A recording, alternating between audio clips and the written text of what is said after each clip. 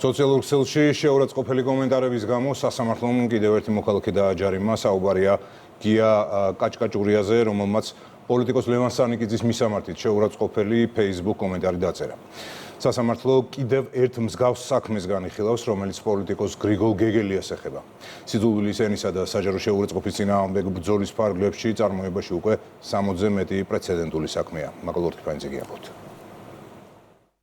შესთავა რატომ გაიფუჭე ბავშვობა და ან ამდენ გინებას როგორ იტან? სოციალურ ქსელში გინება და შეურაცხყოფა დანაშაულია და გამოხატვის თავისუფლებას ცდება.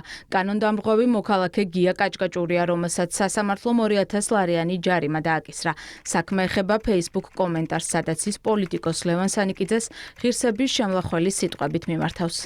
სამმართველოს შესაბამისმა თანამშრომლებმა მოახდინეს დაიდენტიფიცირეს სავარაუდო სამართალ დარღვევა, კერძოდ მოქალაქე გია კაჭკაჭურის მიერ სოციალურ სივრცეში განხორციელებული სიტყვების შეურაცხყოფის ფაქტზე, რაც მიემართებოდა ბატონ ლევან სანიკიძეს. აღნიშნული საქმის მასალები ადმინისტრაციული სამართალდარღვევის ოლქთან ერთად გადაიქცანოს სასამართლოში და დაიწყო სამართალ წარმოება. როგორც მოგეხსენებათ, სასამართლოს დადგენილებით აღნიშნული პიროვნება ცნობილი იქნა სამართალ დარღვევად. პოლიტიკურ კვარცხლბეკზე ამჯერად კიდევ ერთი შეურაცხყოფელი კომენტარის ადრესატი გრიგოლ გეგელია გამოდის, რომელიც სიძულვილის ენის წინააღმდეგ ბრძოლას ფარს უწოდებს. არადა მის მიმართ დაწერილ კომენტარზე სასამართლო იმსჯელებს. რეჟიმს ახლა სურს დადგას ფარსი თითქოს ის ებრძვის სიძულვილის ენას და თითქოს თანაბრად აღასრულებს კანონს. ცხადია, მე არ ვიქნები ამ ფარსის ნაწილი.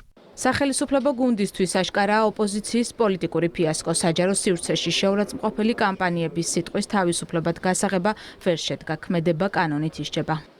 ირყნება ახალგაზრდობა ესეთი პოლიტიკით, რომელსაც ჩვენი ოპონენტები აწარმოებენ. ეს არის გეგმაზომიერი, მიზანმიმართული და კარგად ორკესტრირებული შემოტევა, რასაც როგორმე წინ უნდა აღუდგეს კანონით. 60-ზე მეტი პრეცედენტული საქმე. შინაგან საქმეთა სამინისტროს ახალი დეპარტამენტი სიძულვილის ენის წინააღმდეგ ბრძოლას განაგრძობს. სამმართველოს მიზანი საჯაროდ გავრცელებული შეურაცხყოფელი განცხადებების გამოვლენა და მათზე რეაგირებაა.